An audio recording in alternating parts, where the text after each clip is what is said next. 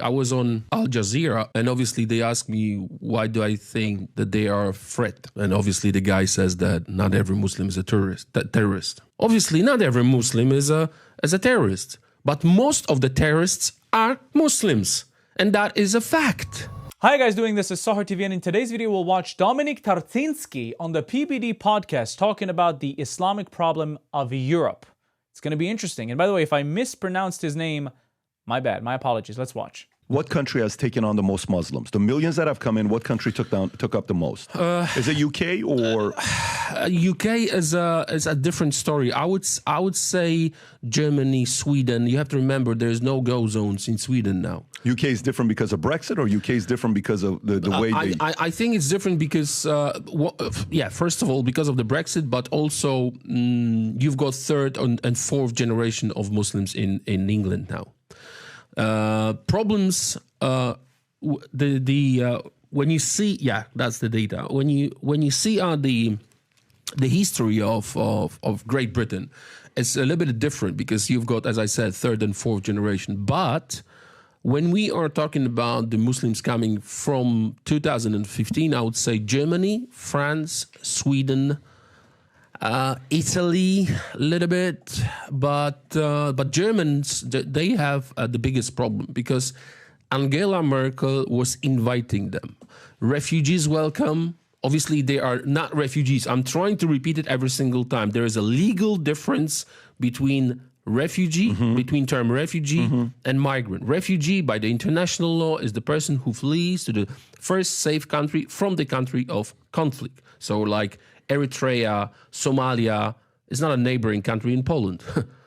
You know what I mean? So they are migrants, and the worst part of it is that we know that Putin is using these illegals as a part of the hybrid war. We had actually serious attack, a war on our border. Like thousands of them attacked our servicemen. So we had to react. We built the wall. And I think that the difference between our Polish conservative government and the rest of the world is that we do, then we talk. In many places, unfortunately, under Biden administration, the first question to Kamala was, did you go to the border? She says, did you? She says, oh, I didn't. I didn't go to Europe either. You know, the silly, stupid answers. So it is a serious threat when you see data from Germany. There is a very special committee on the parks in Germany, because you cannot go out after 10 o'clock, because after 10 o'clock there is so many rapes in the parks. They had a summit of police and other services in Germany, what to do to let girls go out after 10 o'clock. And when I'm trying to bring the data in the European Parliament, they are furious. They don't want to listen. But let me ask you. Okay, so since 2015, Germany took on the most. If you pull up the statistic data that I just sent you, Kelly, I sent you a link in text. If you can pull it up, the statistic data says that projected number of Muslims by 2050. And right now, in 2010 was 4%. They're saying by 2050, which is like 16 years from now, it's going to be around 20%. They're going to go from 4% to 20% is what statistics say. It's going to be more, but okay. Okay, so let's just say it's 1 out of 5 is going to be 20%. How has that positively impacted Germany? How has that negatively impacted Germany? I can't see any positives. No positives. Like what? They don't pay taxes. They don't want to work. Most crimes committed, percentage-wise, committed by illegal migrants, mainly Muslims. That's the data. So what kind of enrichment it is? I can't see any positives. They ask me. They still trying to picture me and call me Islamophobe. If that would be non-believer, if that would be a Chinese community or Indian or any other, I would say the same by the data. The data is very, very straight. Most of the, let's say The term Islamophobe is incredibly annoying to listen to because that term doesn't actually exist. It was started by the Muslim Brotherhood to make sure that the Islamic community in Europe and around the world is immune. You cannot criticize the Islamic community. You cannot talk about them, against them, for them. You can't. You just simply can't do that because then you'll hurt their feelings. And then you're appeared as a racist, as a bigot. It's an immune tool. It makes them immune for criticism. Therefore, they can keep growing at the crazy rate that they're growing. 46% of all crimes committed in Sweden is committed by the Muslims under 18. Under 18. 72%, that's the Interior Minister published the data, committed in total by Muslims. How come? If they are 20% of the society, why the over 70% of crimes are committed by Muslims? So when you ask me about positives, I really can't see any. Why do you think, though? Why do you think that's happening?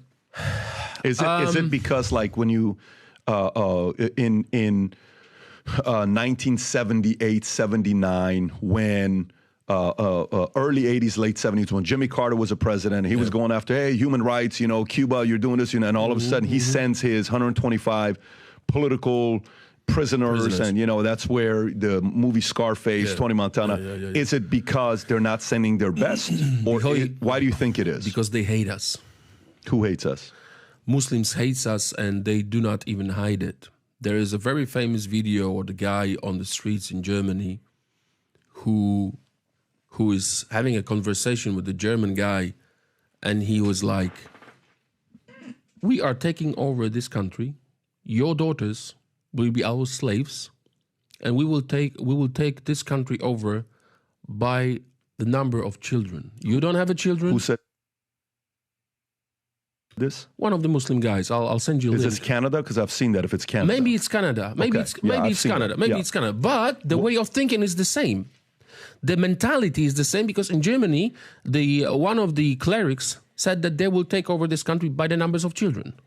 So if you have a plan, which is called Hijra, right?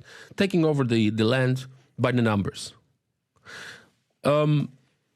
I think it comes from mentality, from the way of, well, you see, it comes from Islam. They have three ways of conquering, right? The first one is through birth, and I spoke to Gatsad about this, and he enlightened me about this. Through birth is the first one. Their birth rate is a lot higher than the birth rate of the white people living in the West. They bring approximately 5 to 6 babies, while the Western people, the white people, they bring about 1 to 2. So of course they're going to overpower us in number of babies. That's the first thing. Second of all is using the white guilt of the Westerners. They know that people will feel guilty for previous colonization conquest that happened from their specific countries, so they know that they will allow them to go into their countries, aka the UK, aka France, aka Germany, aka Canada, America, all these places. That's the third. That's the second. The third one is Islamophobia, the term Islamophobia. They use that to make them immune. Therefore, they can just grow at a rapid pace. Nobody will criticize them because if you criticize them, you're a bigot. And that's how their community grows like freaking crazy. In our Christian world, mercy, forgiveness is a very big part of our way of thinking. For them, the most important is revenge, war, and violence. That's what it is. I mean, I'm sorry to say that, but all this calling for terror attacks, for the holy war. We don't have it in our mentality. We know that. But the problem is that politicians are scared to say that out loud. I'm not scared. We know the difference. The difference is that we are ready to forgive. We are ready to say sorry. We are merciful. We know that we commit sins. Which is an incredibly weak mentality. The Islamic community knows that it's weak, and they know they can use that. That's why they migrate to places by the millions and millions and millions, and they just know that you'll accept it because you're weak, and you'll accept them, and you'll allow them to do whatever the heck they want without criticizing them ever, ever, ever. and we are ready to say that we are weak. For them, the most important part of their life is holy war. This is what they do. According to the Quran, by the way, if you die fighting for Islam, aka committing jihad, and you become a shaheed, that will place you in the highest status going to Jannah. So why not kill the kuffars and the disbelievers and then go to heaven? Because then your status will be higher than the people staying back, not committing jihad, not killing the kuffars and the disbelievers on their way up. Why not?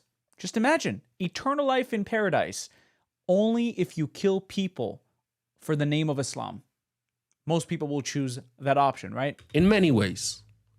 With a knife, with a sword, with the bombs. And it happens throughout the years. I'm not going to go centuries back, but we know what is happening. I was on Al Jazeera. They invited me to have an interview. And obviously they asked me, why do I think that they are a threat? And obviously the guy says that not every Muslim is a terrorist. Not every Muslim is a terrorist, but most of the terrorists are Muslim. It's a fact. Yep. So they're trying to reverse the situation and the meaning of the words and the data. Obviously, not every Muslim is a terrorist, but most of the terrorists are Muslims, and that is a fact. So what we need now in this world, what I believe that politicians needs in this world is just honesty. Be honest. Say as it is. Do not be afraid. I have this impression that most of the politicians are afraid of